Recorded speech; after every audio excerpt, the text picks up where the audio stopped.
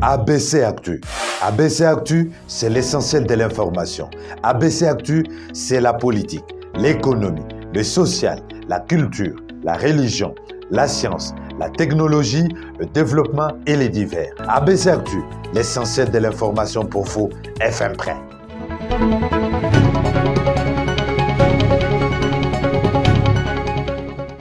Vous nous avez choisi pour vous informer. Nous vous en remercions. À la une ce soir, levée de la grève de médecins du CIMECO. Après plus de 2 mois, le secrétaire général du syndicat salue la concrétisation des promesses du gouvernement en faveur de médecins. Éléments à suivre dans ce journal. Éliminatoire du championnat d'Afrique de Nations, le Léopard A' de la RDC se prépare pour la rencontre du dimanche 4 septembre face au Sao du Tchad. Éléments à suivre également dans ce journal.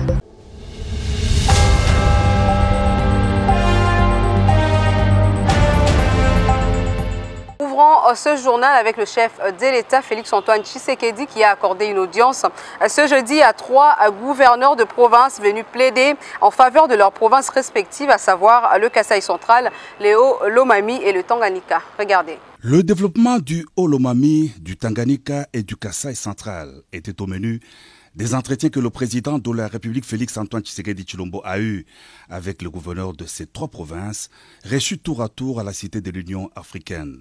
Pour Madame le gouverneur du Haut-Lomami, Isabelle Yumba Kalenga, sa province compte beaucoup sur les grands travaux de réhabilitation de la route nationale numéro 1 pour son désenclavement. La province du Haut-Lomami, c'est une province qui est enclavée. Et le besoin actuel, c'est désenclaver la province.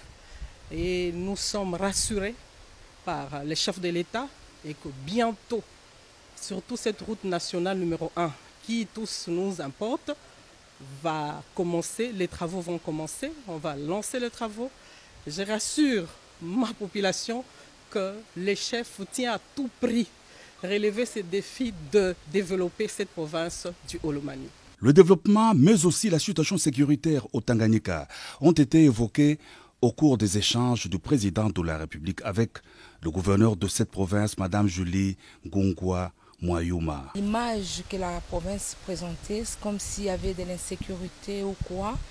Et j'ai donné quand même des éclaircissements par rapport à ça. Il n'y a pas d'insécurité dans la province. Depuis que je suis arrivée, il y a du calme. La province est potentiellement riche. Il suffit seulement d'y mettre du sérieux.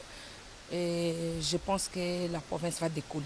Les travaux d'infrastructure, notamment sur la route Kalambambouji et le barrage de Katende, sont au centre de préoccupation au Kasaï central, déclare le gouverneur de province John Kabeya Shikai. Pour la route de Kalambambouji, nous venons de nous mettre d'accord avec l'autorité, le chef de l'État, que le 10, il sera à Kananga pour le lancement des travaux de Kalambambouji, qui est une route salutaire pour la province et pour l'espace Grand Kasaï. Katende, où en est-on? Les travaux sont toujours en arrêt. Qu'est-ce qui se passe? Oui, effectivement, c'est comme ça. Nous avons échangé longuement avec le chef de l'État. Je pense que lors de son arrivée à Kananga, on aura pu certaines solutions à trouver ensemble pour voir qu'est-ce qui reste à faire et puis qu'est-ce que nous allons faire. Et puis la solution sera trouvée sur place à Kananga.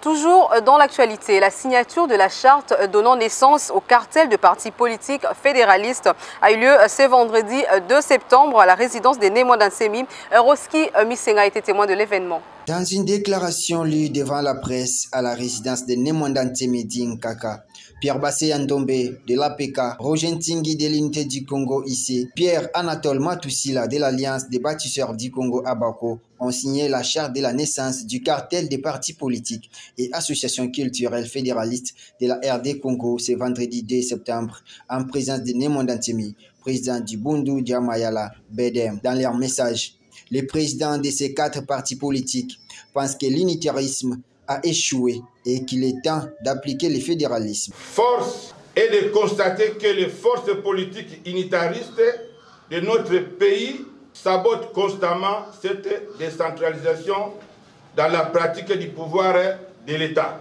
Au regard du tableau peu reluisant de ces systèmes de gestion politique dans notre pays qui fait la part belle à l'unitarisme, les partis politiques et associations culturelles fédéralistes ont décidé de se regrouper pour faire triompher l'option fédéraliste voulue par son père fondateur et par notre peuple qui, à chaque fois qu'il a été consulté sur la forme de l'État, a toujours fait le choix du fédéralisme.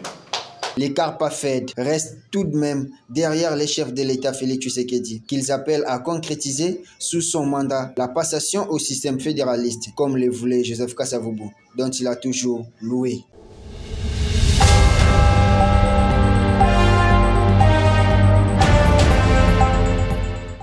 Juste après la déclaration annonçant la naissance du CARPAFED, Roger Ntingi et Pierre Bassé Ndombe se sont prononcés.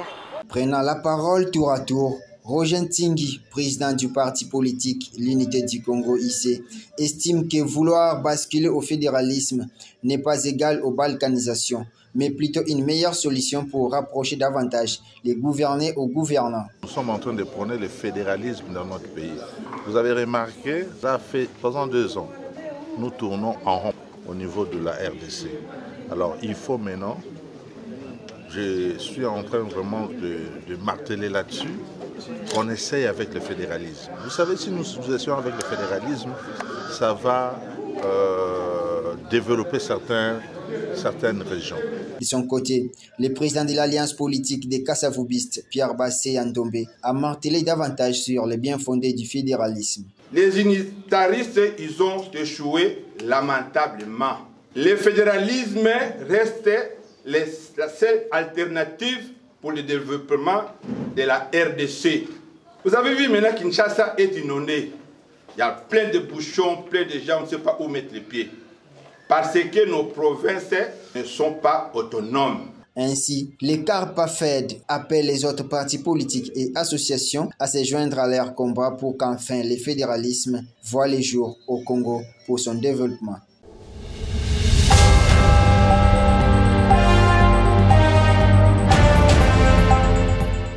D'un parti politique à un autre, Augustin Kabouya et l'UDPS en causerie morale ce samedi 3 septembre 2022 au siège national du parti à Limete à la 10e rue.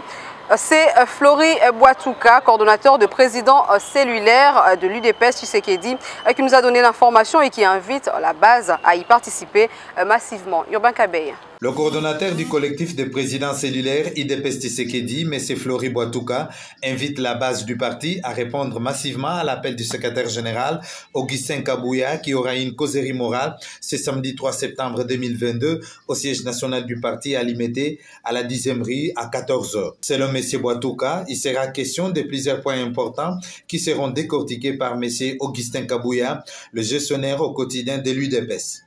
C'est entre autres les climats malsains créés au sein des fédérations par des personnes sans qualité ni titre, la mise au point sur le fonctionnement du parti avec le directoire, la redynamisation du parti dans certaines provinces de la RDC et le second mandat qu'ils doivent accorder à Félix Tshisekedi.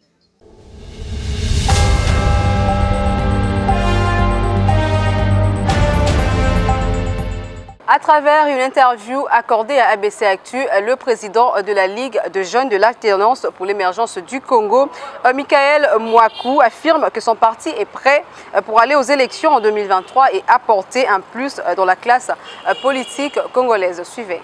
Les échéances électorales de 2023 arrivent à grands pas. Et dans ce cadre, plusieurs partis politiques multiplient des descentes sur terrain auprès de leurs électeurs, tant à Kinshasa que dans les différentes provinces qui comptent la République démocratique du Congo. La Ligue des jeunes pour l'alternance pour l'émergence du Congo n'a pas croisé le bras. Son président national s'est dit prêt à affronter les élections, mais aussi à frayer le chemin aux jeunes de son parti. Même aujourd'hui, s'il s'agit des élections, nous pouvons aller. Nous sommes prêts parce que, premièrement, moi-même, qui est par devant vous, je suis candidat député national dans la circonscription de la Tchangou. Derrière moi, j'ai aussi des candidats, des jeunes qui sont capables. Ce n'est pas quand je dis que nous sommes candidats, nous restons seulement dans les philosophies, ou bien quand nous parlons seulement. Non, non. c'est parce que nous sommes bien connus dans nos bases, bien sûr. Au sujet de la place de la femme dans ce parti, Maître Michael Mouakou affirme qu'elle joue un grand rôle et plusieurs aspirent à postuler lors de prochaines élections et prouver de quoi elles sont capables. Oh, madame, si vous avez suivi, il y a des activités des femmes qui s'est passé au nom de l'ASC. L'ASC s'organise. Vous savez, aujourd'hui, ce que j'aime surtout chez l'honorable Georges Kazadi Kabongo, pour lui, pour le moment, c'est d'abord la jeunesse. Parce que la classe politique doit changer. Il est conscient de ça. Voilà pourquoi il veut vraiment promouvoir la jeunesse que nous sommes. Il sait également, il est conscient également que les femmes aujourd'hui doivent avoir aussi leur place aujourd'hui dans les gouvernements des institutions décisionnelles de notre pays. Tellement qu'il est conscient, il est vraiment entré de s'organiser avec les femmes, avec la jeunesse. Donc, nous sommes prêts. Je vous dis que la femme dans notre parti a vraiment sa place. L'on assiste ces derniers temps à la redynamisation des partis politiques, notamment dans les ligues des jeunes, comme ceux de l'Union pour la nation congolaise, Ensemble pour la République, l'UDPS, le MLC, pour ne citer que ceux-là. L'ASC de Georges Kazadi affûte également ses armes pour les élections qui s'annoncent déjà très serrées.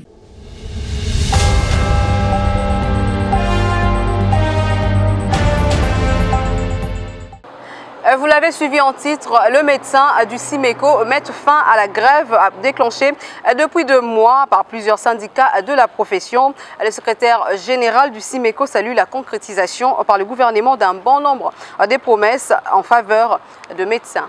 Le syndicat de médecins du Congo, SIMECO, conduit par Juvenal Mwandalenda, s'est dit ne pas être intéressé par la grève décrétée par le SINAMED. C'est pourquoi Juvenal Mwanda a déployé de médecins dans les hôpitaux publics de l'État pour administrer le soin aux malades. Le SIMECO compte évaluer la mise en œuvre de l'accord signé entre l'État congolais et les bancs syndicales de médecins à la fin du mois de septembre, indique le secrétaire général du SIMECO. Nous, à vous rassurer que les médecins membres du SIMECO vont évaluer la mise en œuvre de l'accord à la fin de ce mois de septembre 2022.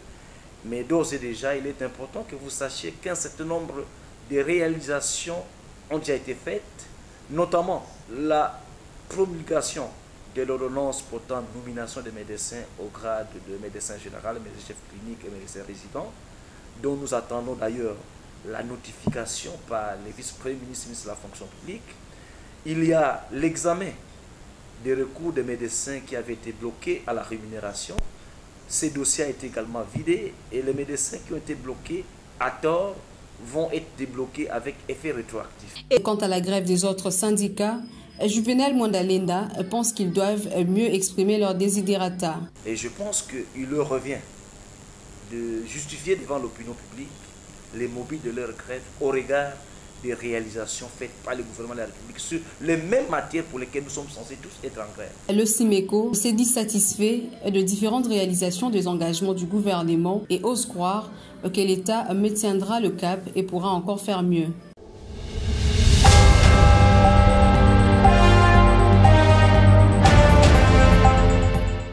Éducation à présent, l'intersyndicale de syndicats des enseignants de l'EPST note et confirme que la rentrée scolaire aura bel et bien lieu le 5 septembre prochain.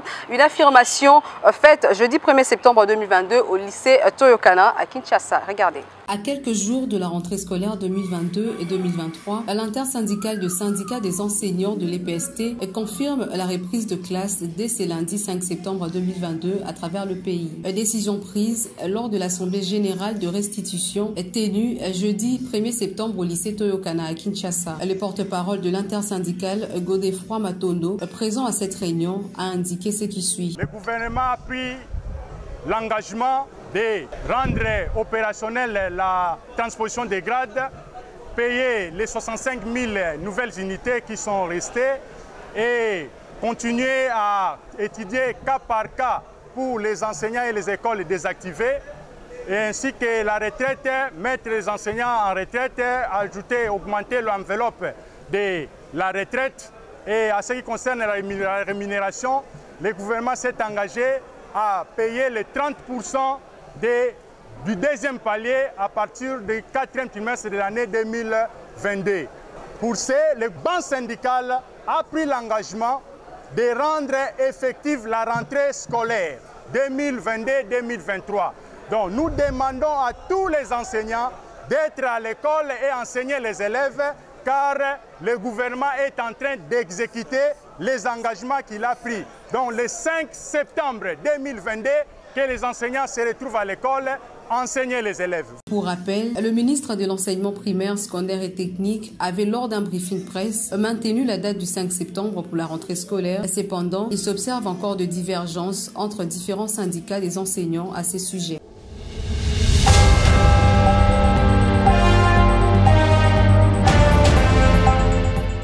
Ouvrant le registre sport, le Léopard A' de la RDC peaufine avec les séances d'entraînement au stade de Martyr en préparation du match retour des éliminatoires du Chan qui se tiendra ce dimanche face au Sao du Tchad. Et Franzila.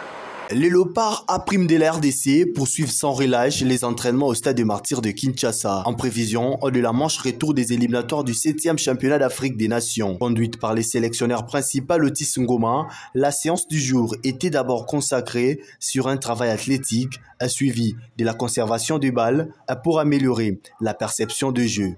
Oui, ça se passe très bien, la tension commence à monter crescendo, hein, donc là il nous reste... on est à J-3, donc il nous reste 2 séances d'entraînement. Demain à l'heure du match, on va s'entraîner demain à 17h. Et puis le surlendemain, donc ça se passe très bien. Bah, tout à fait, parce que le but du jeu, c'était, le thème c'était le jeu dans les intervalles. Donc j'ai commencé la première partie avec le jeu des 4 couleurs, parce qu'on a un petit souci dans, pas simplement dans la coordination de nos mouvements, mais dans la perception. On n'arrive pas, ça c'est un peu le problème du football congolais. La dernière partie était animée par les nouveaux sélectionneurs de Léopard A, les techniciens français, Sébastien Desabre. Sachant qu'aujourd'hui c'était une journée qui est un peu beaucoup plus libérée dans nos esprits, j'ai invité Sébastien qui participe avec nous. On lui accordait une vingtaine de minutes aussi de l'heure qu'on avait fixée comme temps de travail, qu'il anime la dernière partie qui s'est faite. Le Léopard A' de la RDC vont recevoir au stade de Martyr de Kinshasa ce dimanche les Sao du Tchad en manche retour des éliminatoires du championnat d'Afrique des Nations.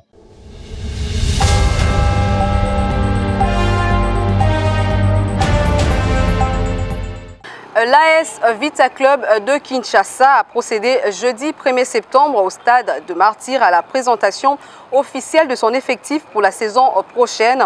Aussi, l'équipe vert et noir de la capitale a officialisé son partenariat avec une société de télécommunications de la place. Regardez.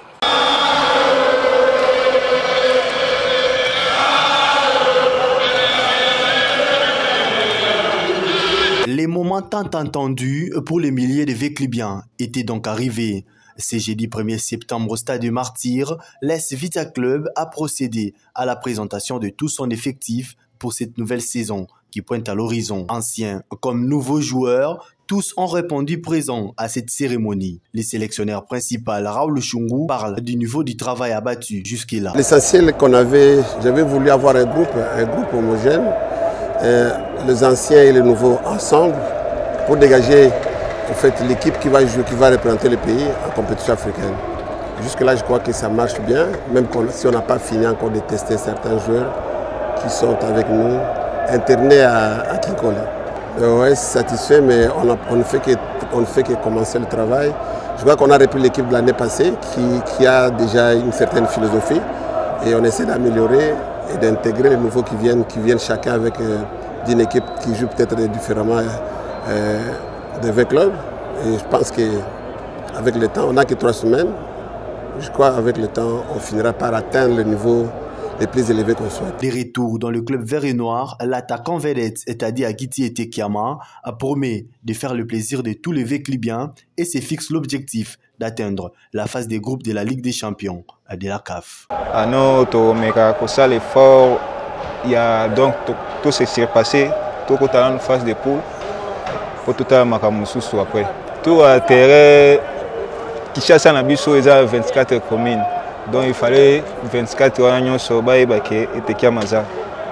Donc il y a aussi organisé, il y a la calme, Nous travaillons, le staff technique va travailler, gérer la Sikabaye, nous avons besoin de Sangani pour que le objectif est la phase de poule, il y a des bossons. Oui, responsabilité, les lotés na bandi quoi Sirango. Il faudrait signaler que l'AS Vita Club a débuté sa pré-saison depuis déjà 2 semaines. Cet entraînement populaire était simplement question de communier avec ses supporters et rendre public son nouveau partenariat avec une société de télécommunications de la place.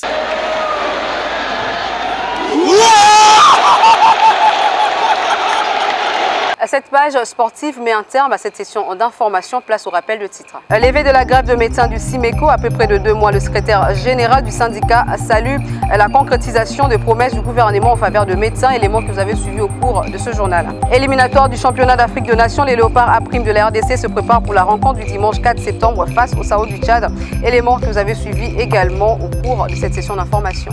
Ainsi s'achève cette semaine remplie d'informations. Merci à tous de l'avoir suivi. Restez connectés sur Facebook et sur YouTube.